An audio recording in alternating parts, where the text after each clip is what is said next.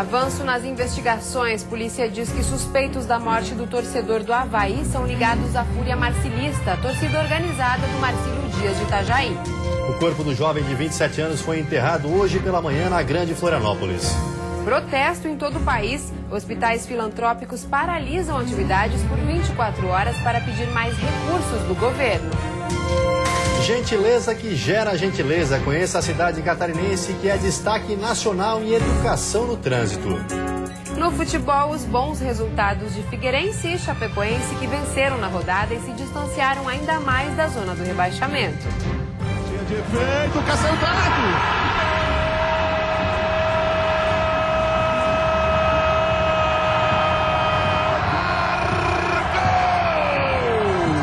Já para o outro catarinense, a situação é cada vez mais complicada. Jogando em Porto Alegre, o Criciúma foi goleado pelo Internacional.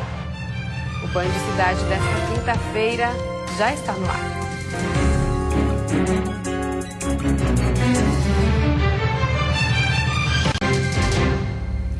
Olá, boa noite. Boa noite. A Divisão de Investigação Criminal de Balneário Camboriú assumiu o caso do torcedor do Avaí que morreu após ser atingido por uma pedra dentro de um micro-ônibus. Os suspeitos de praticarem o crime são integrantes da Fúria Marcilista, torcida organizada do Marcílio Dias de Itajaí. O delegado Osnei Valdir de Oliveira já começou a investigação que deve apontar os culpados pela morte de João Grá, de 27 anos. O rapaz foi atingido por uma pedra quando voltava de um jogo em Curitiba e seguia em direção a Florianópolis, acompanhado de outros 20 torcedores do Avaí. Pela análise das imagens, é a tese mais provável, essa é a linha de investigação, de que há alguma rivalidade, alguma disputa entre torcidas e isso que motivou esse crime. De acordo com o delegado responsável pelo caso, pelo menos 10 pessoas devem ser investigadas por participação no crime.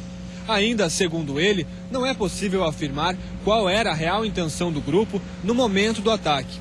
Mesmo assim, os autores devem ser indiciados por homicídio qualificado, já que assumiram a responsabilidade do ato no instante em que arremessaram as pedras contra o micro-ônibus. De acordo com um comunicado emitido pela Polícia Civil, um adolescente de 16 anos prestou depoimento hoje.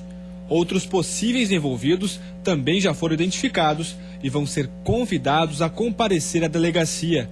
Segundo a nota, os suspeitos são integrantes da Fúria Marcilista, torcida organizada do Clube Marcílio Dias de Itajaí. Por telefone, o diretor social da Fúria Marcilista, Francisco Oliveira Júnior, informou que se as suspeitas forem confirmadas, os envolvidos serão expulsos do grupo. João Grá era sobrinho de um dos conselheiros do Avaí. O rapaz foi velado na Câmara de Vereadores de Santo Amaro da Imperatriz e enterrado na manhã de hoje. É um momento difícil de falar alguma coisa, mas eu acho que alguma coisa tem que ser feita, sem sombra de dúvida, para banir dos estádios esses criminosos, não só dos estádios, mas em volta deles. Hospitais filantrópicos de Santa Catarina aderiram hoje a uma paralisação nacional entre as instituições. O Hospital Nossa Senhora da Paz de Água Doce apoiou a paralisação. A unidade existe há mais de 50 anos e oferece serviços de urgência e emergência, além de prestar atendimento nas áreas de pediatria, clínica geral, obstetrícia e ginecologia. De acordo com a administradora da unidade, para cada R$100 gastos pelos hospitais, apenas 65 são repassados pelo Ministério da Saúde. Em torno de 20% da nossa arrecadação para poder manter o Hospital de Água Doce aberto, ele provém de doações e de recursos que os funcionários e a diretoria vão buscar através de promoções. Então, se não fosse a população de Água Doce hoje contribuindo com 20% da arrecadação do hospital, esse hospital já estaria fechado. Em média, cerca de 80 pacientes são internados na unidade por mês. Outros 300 utilizam o hospital para consultas. Atendimento que tem sido prejudicado pela falta de recursos. Se acabar com o hospital aqui, nós vamos ter que se deslocar para outra cidade. Se fechar aqui, tem que ser localizar onde, daí tem que ir em outros lugares, né? Aí fica ruim, né? tendo hospital aqui funcionando aqui no nosso lugar, acho que é uma grande coisa, né? A realidade percebida nesse hospital não é exclusividade do Meio Oeste. Toda a rede filantrópica do estado sofre com problemas na arrecadação, onde 81% dos recursos são provenientes do SUS. Mais de 100 instituições no estado aderiram à paralisação, que é nacional. Em Santa Catarina, a rede filantrópica acumula mais de 800 milhões em dívidas. A principal reivindicação é o reajuste da tabela SUS. Apesar da mobilização, serviços de urgência e emergência não foram prejudicados. E a seguir, reconhecimento da qualidade. Ostras extraídas em São Francisco do Sul e Grande Florianópolis passaram por análise hoje. E ainda menos acidentes. O exemplo de Concórdia no EOS que está tornando o trânsito melhor.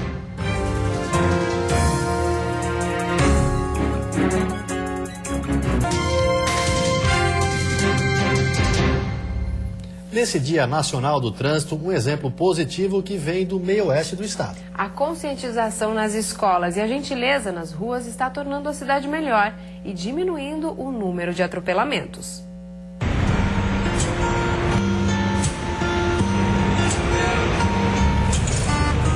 Na rotina diária, muitas tarefas e pouco tempo. Mas em meio à correria, uma pausa. É rente à faixa que grupo após grupo para e aguarda pela travessia segura. Disciplina que chama a atenção de quem observa o trânsito de Concórdia, uma das mais populosas cidades de Santa Catarina. Concórdia, aqui no Meio Oeste, tem mais de 70 mil habitantes e uma frota de aproximadamente 56 mil veículos. Apesar deste número elevado, atitudes como o uso correto da faixa de pedestres têm tornado o trânsito menos violento.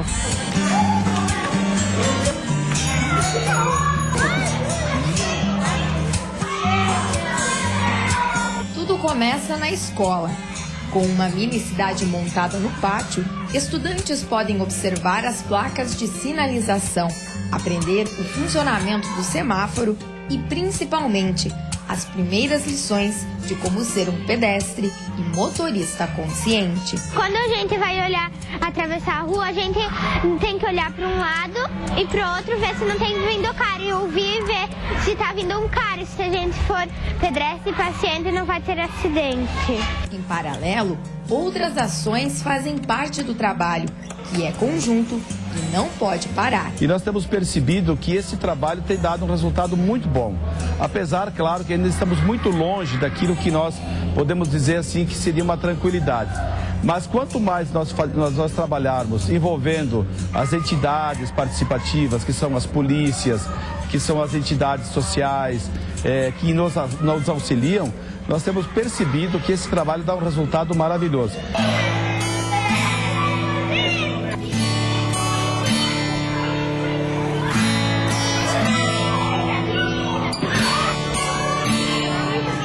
O respeito à faixa de pedestres pode parecer simples, mas evita tragédias.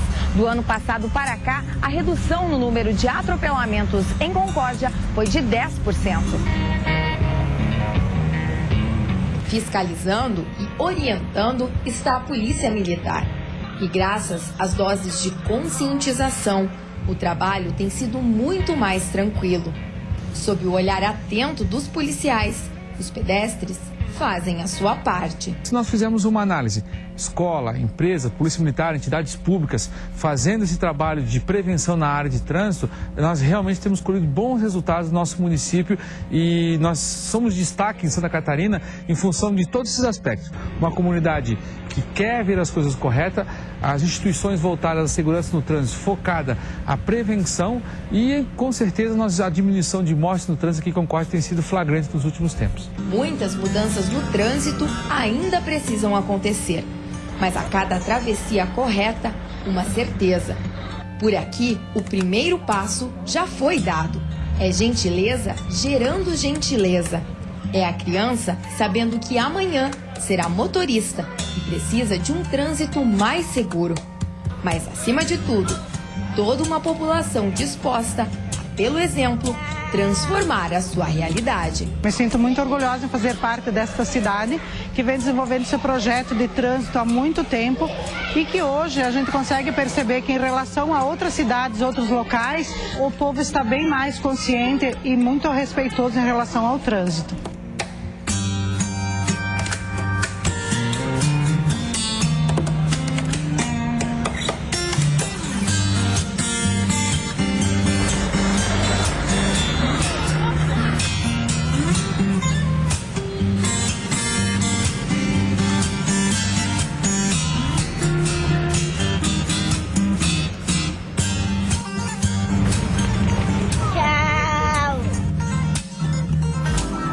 Sexta-feira de tempo instável, com predomínio de nebulosidade e condições de chuva em todas as regiões. A situação é resultado de uma frente fria que atua no sul do país. Temperatura elevada, a mínima deve ficar em 11 graus na Serra e a máxima em 29 no litoral norte do estado. No Planalto Norte, mínima de 15 e máxima de 22 graus. No sul, Grande Florianópolis e Vale do Itajaí, máxima de 27 graus. E no oeste, mínima de 17 e máxima de 22. E na capital, profissionais da área de gastronomia realizam uma análise sensorial das ostras extraídas em São Francisco do Sul e na Grande Florianópolis. O teste é oficial e pode garantir reconhecimento à qualidade do produto catarinense. Seguindo critérios específicos de avaliação, a equipe busca identificar alguns índices como proteína, gordura e minerais contidos nas amostras. Características que podem, além de garantir a segurança alimentar do consumidor, também agregar valor ao produto. Aspectos em relação à cor, à umidade, à textura, ao sabor.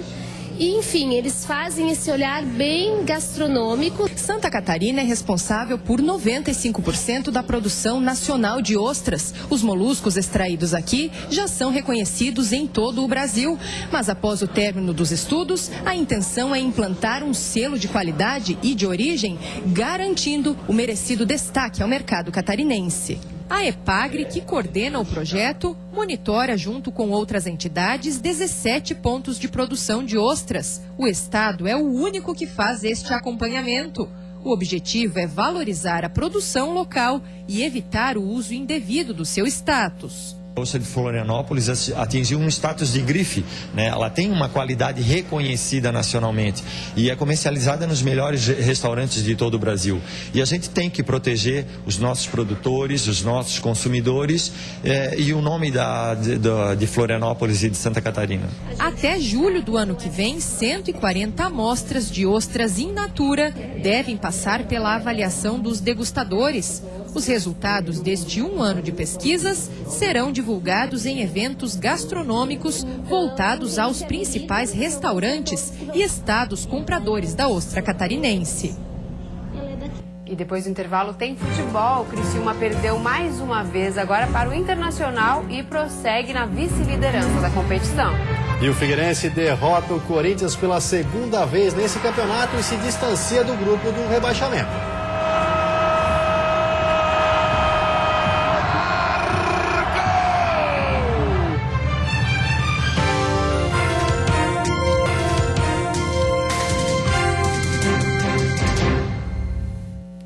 E agora o futebol, 2 vitórias e 1 derrota. Assim foi a rodada de ontem à noite da Série A para os times de Santa Catarina. Destaque para o Figueirense, que mais uma vez derrotou o Corinthians nesse Brasileirão. O alvinegro catarinense dominou o jogo no Orlando Scarpelli e teve várias chances de abrir o placar ainda no primeiro tempo. Essa bola na mão de Danilo não foi levada em conta pela arbitragem que deixou o jogo correr. O gol da vitória só saiu aos 29 minutos do segundo tempo. Marco Antônio cobrou escanteio, Marcão subiu e escorou de cabeça. 1-0 para o Figueirense, mesmo placar da inauguração do Itaquerão no primeiro turno. Meu primeiro gol com a camisa do Figueira, né? Primeiro gol de muito, né? Acho que o atacante é bastante cobrado, bastante pressionado para poder estar fazendo gol, mas eu sou um cara tranquilo. Sempre eu me cobro bastante e eu sei que o gol sai na hora certa. Nada melhor do que um jogo desse contra o Corinthians, poder fazer um gol e ajudar o Figueirense com a vitória. Com essa vitória, o Furacão ficou na 12ª colocação com 29 pontos. No Beira-Rio e Porto Alegre, Aranques de Bico abriu o placar para o Internacional. No segundo, Alex furou, mas Eduardo Sacha, livre, só teve o trabalho de colocar para o fundo das redes. No terceiro, Sacha passou para D'Alessandro, que bateu de primeira e decretou a vitória colorada por 3-0. O Tigre é o vice-lanterna com 23 pontos. Na Arena Condá, outro placar por 3-0, mas agora para os catarinenses. O Verdão marcou o primeiro através de Bruno Silva de cabeça. O segundo também foi dele, e de novo de cabeça. Depois, Neném cruzou o rasteiro da direita para Leandro completar e definir o placar. A Chapecoense ficou na 14ª posição com 27 pontos. Valeu pelo empenho, pela dedicação e pela a qualidade do jogo. Acho que as duas equipes jogaram para vencer, isso é muito legal. E eu espero que o campeonato continue assim e para nós também continue dessa forma. E o monumento a Frei Bruno em Joaçaba, que atrai milhares de turistas todos os anos, está sendo revitalizado. Com 37 metros de altura, o monumento a Frei Bruno de Joaçaba é o terceiro maior das Américas e responsável por incrementar o turismo religioso da cidade. Só no Museu do Frade, que fica junto à estátua, quase 8.000 pessoas passaram pelo local nos últimos 2 anos. Há quem venha para admirar a escultura, né, que é de um tamanho que não é comum e de uma beleza ímpar, muito admirada inclusive pelos críticos desse setor.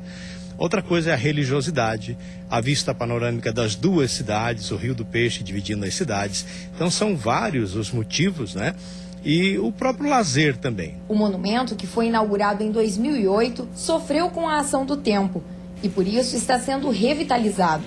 Na primeira etapa, o desafio é nas alturas, com a lavagem da estátua. Não é fácil, né? Mas a gente executa com qualidade, né? E a gente é acostumado, não tem, assim, dificuldades, né? A gente já é bem preparado e tem que ser um trabalho, né? Com bastante cuidado, com bastante atenção, né? Porque realmente é perigoso, né? A intenção da reforma é recuperar a cor da estátua e principalmente modernizar o sistema de iluminação, dando destaque ainda maior para o monumento, que pode ser visto de vários pontos da cidade. Serão aproximadamente 2 meses de trabalho e mais de R$70 mil investidos pela CDL, órgão que administra o monumento. A expectativa é atrair muito mais turistas para este, que é um dos principais cartões postais do Meio-Oeste. E a seguir tem um alerta para o uso excessivo de adoçantes. E ainda a tecnologia como aliada da medicina. Autoridades da área da robótica do país e do mundo estão reunidos na capital.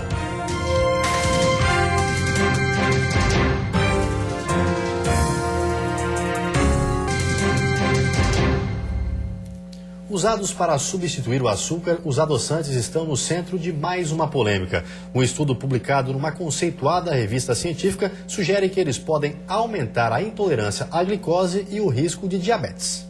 Na hora de adoçar o café ou o suco, muitas vezes quem ganha é o adoçante. Porque o adoçante engorda menos. É melhor para a saúde. É melhor para a saúde, engorda menos, mas quantas gotas ou saquinhos por dia é saudável consumir? Tanta coisa na mídia, coisas que eu li, aí eu achei que era melhor o açúcar. O aspartame, por exemplo, já foi alvo de críticas no passado e chegou a ser proibido nos Estados Unidos. Depois, outros estudos inocentaram o adoçante. Tanto ele quanto a sacarina e o ciclamato já foram apontados como potenciais causadores de câncer.